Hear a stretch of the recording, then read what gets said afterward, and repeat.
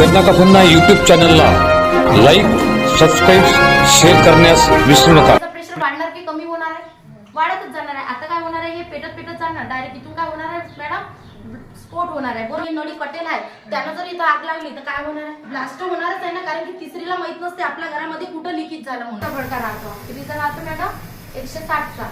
660चा जर असता तर घर उडालं असतं मॅडम. नमस्कार, मी गणेश साखरे, गन्ना का फन्ना यूट्यूब चॅनल दर्यापूर. घरगुती गॅस सिलेंडरवरची जे दुर्घटना होते त्यावर परमनंट इलाज या व्हिडिओवर सांगितलेलं आहे. आपण व्हिडिओ फक्त पूर्ण पहा आणि आपणच यावर हा प्रोडक्ट घ्यायचा की नाही घ्यायचा त्याचा विचार करा. नमस्कार मॅडम, मी एक सुरक्षा अधिकारी म्हणून काम करते. आपत्ती व्यवस्थापन समिती आणि सूर्या गॅस कंपनी यांच्या मार्गदर्शनाखाली गॅस सुरक्षा अभियान चालू आहे. त्यांच्या अंतर्गत आम्ही तुम्हाला माहिती देण्यासाठी आलो आहोत. माहिती कसली तर आपल्या सिलेंडरची शेगडी याच्यामध्ये 3-4 प्रकारचे लिकेज होतात. लिकेज होऊन का दुर्घटना घडतात, ते घडू नये. घडल्यास तर आपण आपल्या परिवाराचं कशा प्रकारे संरक्षण करा त्याच्याविषयी आम्ही तुम्हाला माहिती देतो आणि 50 वर्षासाठी तुमचं घरी सेट करून जातो. आता हे सिलेंडर मॅडम तुम्ही आपण आपल्या घरामध्ये किती वर्षापासून वापरत? 30 वर्षापासून वापरत आहे. याच्याबद्दल तुम्हाला काही माहिती आहे का मॅडम? काहीच नाही. फक्त सिलेंडर घ्या, लावा, काढा, पण दुसरं याच्या व्यतिरिक्त काहीच माहित नसते. आता 20 ते 25 वर्षापासून याच्यावर काहीतरी नियम लिहिलेला आहे. आपण कधी फॉलो केले का? ते कधी पाहिलेले आहेत का? पहिला नियम असा आहे की उपयोग न होणे पर रेग्युलेटर बंद करेल. आपण नित्य नियमाने रेग्युलेटर बंद करतो का मॅडम? नाही करत. 90% महिला अशा की रात्रीच्या बंद करतात. आता रात्रीच्या अशासाठी बंद करतात की त्यांना धोका वाटतो. आता जो धोका रात्रीच्या 8 तासाला असतो तो दिवसाला असू नाही शकत का मॅडम? कारण की ते सिलेंडर आहे, कधी पण ब्लास्ट होऊ शकतो. म्हणून रेग्युलेटरचं बटन बंद करायलाच पाहिजे. दुसरा नियम असा आहे की घरेलू उपयोग केले बनायचे. आपण घरामध्ये शिफ्ट करतो का? नाही करत. तुम्हाला माहिती आहे कार्यक्रम असला की आपण बाहेर जातो, त्यावेळेस मोठी शेगडी आपण सिलेंडर घेतो, त्यावेळेस वजनपूर घेतो का मॅडम? नाही घेत. पण असं काही सिस्टमॅटिक आहे की याच्यामधला गॅस दुसऱ्या सिलेंडर मध्ये पार्सल होत आहे. मग याच्यात जर गॅसचा 40 किलो कमी असला तर तुम्ही ओळखू शकता का मॅडम? नाही ओळखू शकत. पण जो गॅस तुम्हाला 2 महिने जाणार आहे, 1 महिन्यातच चालला जाते. मग तुम्हाला काय वाटते की बा आमच्या घरी जास्त पाहुणे आले म्हणून गॅस गेलेला आहे, पण याच्यातच जर 4-5 किलो गॅस कमी असला तुम्ही ओळखू शकता का? नाही ओळखू शकत. आता बघा, खाली टाकीचं वजन राहतो 15 किलो 900 ग्राम.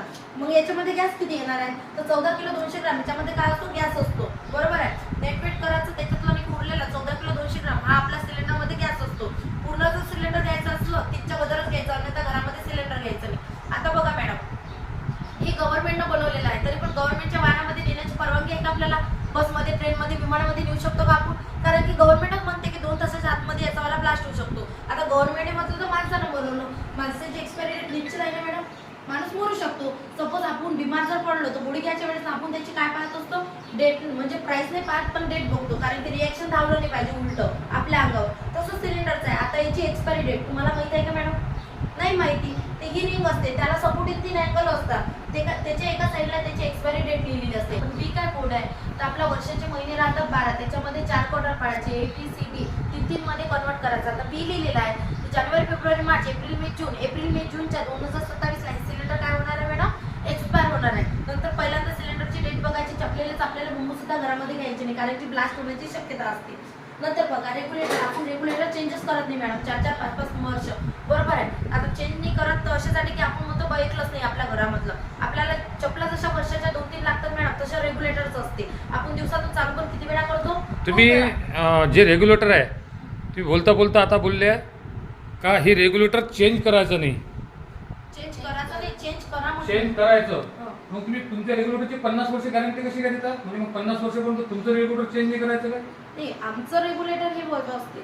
आमच्या रेग्युलेटरात काही प्रॉब्लेम नाही, पण हे तुम्ही साधं जे लावता ना हे रेग्युलेटर तुम्ही चेंज करत जा. कारण की माहिती त्या रेग्युलेटर मध्ये या रेग्युलेटर मध्ये काय फरक आहे? ते रेग्युलेटर सर गन मेटल पासून बनलेलं आहे. हे रेग्युलेटर नाही का आपलं साधंवालं आहे ना. आता तुम्ही डिव्हाइस लावता हेच काही निश्चित आहे का? डिव्हाइस लावल्यानंतर नळी असो, रेग्युलेटर लावल्यानंतर बदलण्याची जरूरत नाही. हे रेग्युलेटर नाही का तुम्ही आता काय करत असो चालू पण करता मॅडम. बरोबर आहे. दिवसातून 2 वेळा तर महिन्याचे 60 वेळा, वर्षाचे 720 वेळा. आता याला आपण चालू पण करतच आहोत. याच्यामध्ये स्प्रिंग आणि रॉट असतो. कालांतराने याच्यामध्ये गॅप तयार होते. गॅप जर तयार झाली मॅडम तुम्हाला माहित आहे इकडे सुसू आवाज निघत असते. 660च्या प्रेशर मध्ये जाऊन प्लॅटफॉर्म मारून 1 सेकंदामध्ये नाही का आपला बंबू उद्ध्वस्त होण्याची शक्यता असते. म्हणून रेग्युलेटर हे चेंज करायलाच पाहिजे. भारत सरकारनं सुद्धा विमा ठेवलेला आहे, पण आपण नाही का कधी चेंजेस करत नाही. नंतर तुमचं रेग्युलेटर जे आहे जसं हे बंद करावं लागते तसं तुमचं रेग्युलेटर रात्रीचं बंद करण्याची नाही, वेळ? काही करायचंच काम नाही सर. एक वेळा लावल्यानंतर त्याला चालू बंद करायचं काम आता नाही. हे जे नळी आहे हा. हिची गॅरंटी किती आहे? ही नळी नाही का आधीच्या काळामध्ये आपण युज करत हा. होता, पण 2009 मध्ये 19 पोलीस कर्मचारी या नळीमुळे काय झाले होते, ठार झाले होते. तेव्हापासून भारत सरकारने याला बॅन करण्यात आला. आता आपल्याला 3 कोटींची सेफ्टी नळी दिलेली आता आहे. तुम्ही देताना कोणती देऊन राहिले? आता डेमोच्या वेळेस सर आम्हाला कापकूप करायला लागते म्हणून डेमोसाठी वापरतो आम्ही. पण आपल्याला घरामध्ये 3 कोटींची सेफ्टी नळी आहे. त्याला ताराचं कुंपर, रबर आणि पेपर याच्यापासून बनलेली आहे. पण ती पण सेफ नाही आहे सर आपल्यासाठी, कारण की लेडीज बरोबर युज करत नाही. शेगडी नाही का मॅडम, तुम्ही साबण आणि निर्म्यानं धुता, बरोबर आहे मॅडम? तर त्याच्यामध्ये काय असते, कॉस्टिक सोडा असतो. खालचा पाईप कशाचा आहे, हा बीटचा पाईप असतो मॅडम. कॉस्टिक सोडा काय करते, बीटचा पाईप सडवण्याचं काम करते. याच्यामध्ये काय होतं, छोटे छोटे होल पडतात. समोर लायटर मारता, खालूनच कधी कधी भगभग करते. मग छोटे छोटे होल पाडल्यानंतर हे पाणी काय होते, या नळीमध्ये सप्लाय होते. या नळीतून काय होते, आपल्या डायरेक्ट त्या नळीमध्ये सप्लाय होते. तारेचं कुंपण लूज होते, पेपर सुद्धा बेकार होते, आणि आपलं जे हे असते ना रबर, ते फुगल्या जात असते मॅडम. मग त्याच्यावर काय होते, कालांतराने रॅशेस पडतात. रॅशेस जर पडले, दिव्याचं म्हणा स्पार्कचं म्हणा कनेक्शन झालं तर काय होण्याची शक्यता असते, ब्लास्ट होण्याची शक्यता असते. आता बघा मी डिव्हाइस लावला, बरोबर आहे. साध्या सिलेंडरचा प्रेशर राहतो 660चा. आता डिव्हाइसचं बटन कॉक चालू केला. आता इथे लायटर मारून पाहतो, पेटत आहे का मॅडम? फॅन बंद करायचं. पेटत आहे का? नाही पेटत आहे. नंतर बघा आपला गॅसने काय इंडिकेट करते. हा जर काटा गोल्डनला टेकला तर समजा तुमचा गॅस भरलेला आहे. आधीच्या काळामध्ये बाया हलवून सांगत असतात की आपला गॅस 2-3 दिवस चालते म्हणजे. चालू आहे ना सर? आता हा जर काटा लोवर गेला, समजा तुमचा गॅस हा 2-4 दिवसात संपणार आहे. आधीचा प्रेशर होता मॅडम नाही का 660चा, आताचा प्रेशर कितीचा असतो? खूप कमी आहे. म्हणजे हा कितीचा आहे, फक्त 160चा आहे. म्हणजे प्रेशर मेंटेन करून गॅसची बचत सुद्धा करते. नंतर बघा याची जोडणी नाही का सेम साध्या रेग्युलेटर सारखी करायची. साधा रेग्युलेटर घ्यायचं, त्याला लावून द्यायचं. मॅडम आपण नाही का काय करत असतो, कॉकचं बटन चालू करतो, बटन चालू करून देतो. डायरेक्ट इथं लायटर मारला तर काय होते, आपला गॅस पेटते. आपल्या घरामध्ये छोटे छोटे मुलं असतात, मम्मी चालू करून करतात. मम्मी कशी करते खाली, मम्मी कशी करते बदल. इकडे तर सप्लाय ऑन होऊन जाते ना मॅडम. आता मम्मी सारखं जर लेकरांना केलं, कॉक चालू केल्यानंतर इकडे बटन मी चालू केलेलं आहे, इकडे लायटर मारलं तर पेटते ना मॅडम. पण आता मी मम्मी सारखं करत आहे, चालू बंदी करत आहे, चालू पण करत आहे. इकडे सप्लाय ऑन होत आहे का मॅडम? नाही होत आहे. आता लहान लहान मुलांची भीती राहिली का आपल्या घरामध्ये? आता ज्यावेळेस ना सर तुम्ही गाडी घेता, गाडीला पहिल्यांदा काय किक मारतात. तसंच आपल्या डिव्हाइसचं म्हणणं, जर तुम्ही कमांड करसाल ना, जर तुम्ही परमिशन देसाल ना, तत्पर्यंत मध्ये माझा सप्लाय मी ऑन करत नाही. याला काय द्यायला लागते मॅडम, 2 वेळा आत नाही का पुश करायला लागते. त्यावेळेस नाही का सप्लाय चालू होते, अन्यथा सप्लाय चालू होत नाही. नंतर बघा जेवढा पाहिजे तेवढाच आहे ना मॅडम. आता तुम्ही घर आपल्या किचन वाट्याची हाईट एवढी राहते, 2-3 स्वयंपाक तुम्ही इझिली उभ्यानं करू शकता मॅडम. त्याच्यात जर 4-5 जण जर वाढले, तुम्ही कंटिन्यू उभ्यानं स्वयंपाक करू शकता का? नाही करू शकत ना. कंबर दुखते, पाय दुखते. तुम्हीच सांगितलं मॅडम, मी साबण आणि निर्म्यानं शेगडी धुतो, बरोबर आहे. ते पाणी काय जाते, या नळीमध्ये जाते. तुम्हाला माहिती आहे साबण आणि हे नळी जरी 3 तारेची जरी बनलेली असली, तारेचं कुंपण, रबर आणि पेपर याच्यापासून जरी बनलेली असली, तरी पण ते काय करते, सडवण्याचं काम करते. मग काय होते, हे रबर निका लूज झालेलं असते. मग तुम्ही काय करता, चालू याच्यात ही शेगडी निका अशी खाली वदर घेण्याचा प्रयत्न करता. अशी याच्यात जर खाली वदर घेऊन राहिलो मॅडम आपण, साबण आणि निर्म्यानं जे लूज झालेलं असते तारेचं कुंपण, ते जर निघालं तर काय होणार आहे? ब्लास्ट होणारच आहे ना. पण आपल्या डिव्हाइस असताना ब्लास्ट होणार नाही. आता मी जर नळी काढली तर काय होणार आहे मॅडम? तुमचं पण बरी नाही. तसं जर साधा रेग्युलेटरवर जर नळी काढली तर काय होणार आहे? ब्लास्टच होणार आहे ना. पण तुमच्याच्यानं अशी गलती होऊ शकते मॅडम. आता बघा काय झालं, याच्यात तर गॅस पाहिजे ना मॅडम. याच्यात 1% गॅस नाही आहे. आता तुमचं लक्ष माझ्याकडे होतं की नाही का बाबा ब्लास्ट होणार म्हणून. आपल्या डिव्हाइसच्या इकडे लक्ष ठेवा. डिव्हाइस काय करते बघा मॅडम. मी काय केलं, पेटवलं, बरोबर आहे. आता डिव्हाइसच्या इकडे लक्ष ठेवा, मी नळी काढते. तुमच्या डोळ्याची पापड नाही लावू देत. ऑटोमॅटिक काय झालं, तो ट्रिप झाला एकदम आपल्या एमसीबी सारखा. असं जर तुमच्याच्यानं गलती जर झाली मॅडम, तर तुमच्या घरामध्ये स्फोट होणार आहे का? नाही होणार आहे.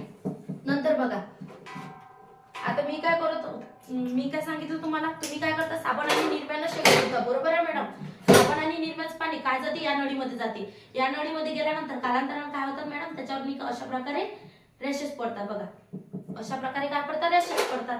आता हे रॅशेस पडलेले आहेत मॅडम. ओळखू येत आहे का काय झालं म्हणून आपल्या घरामध्ये? मला डायरेक्ट माहित असते की कुठं काय झालं म्हणून.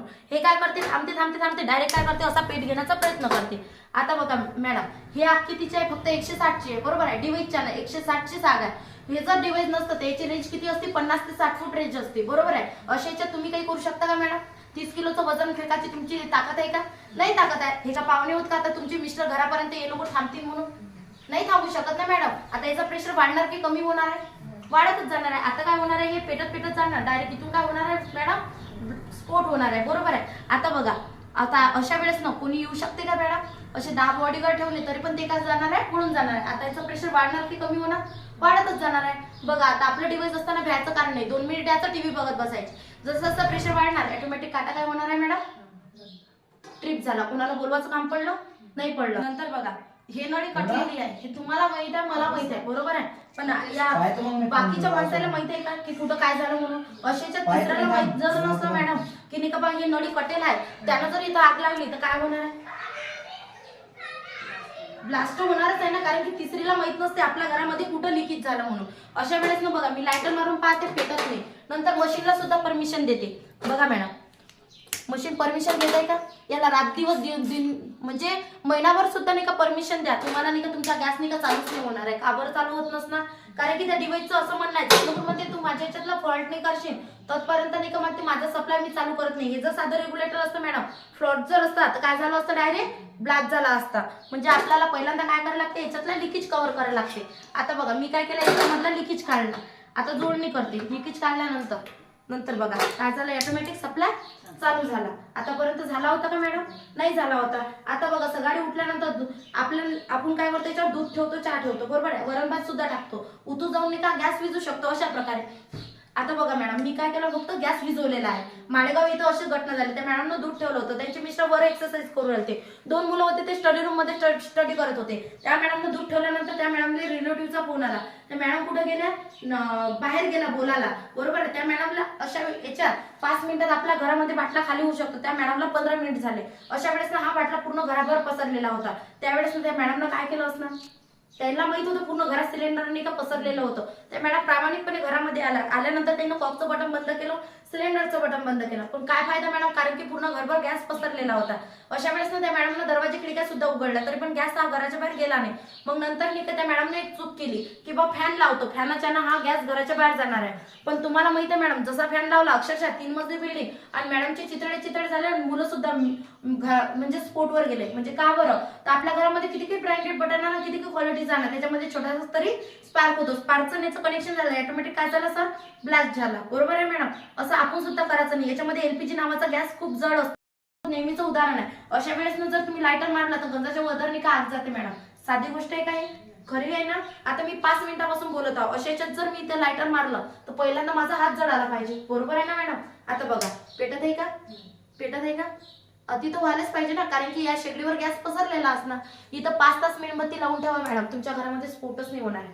का बरं होत नसतं, कारण की या डिव्हाइसचं असं म्हणणं आहे, जतलोगुन मध्ये तू एका इंचच्या आत येत नाही तिथपर्यंत म्हणते माझं नाही का मी सप्लाय ऑन करत नाही. समजा तुमच्या घरामध्ये जर दिवा चालू असला तर त्या दिव्याला कुठे यावं लागणार मॅडम, या बर्नर पाशी यावं लागणार, अन्यथा नाही का तो पेट घेणार नाही. दिवा तर काही येऊ नाही शकत ना मॅडम, स्पार्कला म्हणते डायरेक्ट माझ्या बर्नरवर पड म्हणते. ते जेव्हा गॅस चालू होता तेव्हा जर लायटर लावलं असतं तर चालू झालं असतं काय, कुठं, जेव्हा तुम्ही 5 मिनिटं तिथं गॅस चालू होता तेव्हा नंतर वरतून जर त्या याच्या वरतून जर लायटर लावलं तर चालू झालं असतं का, ते नाही झालं असतं ना सर.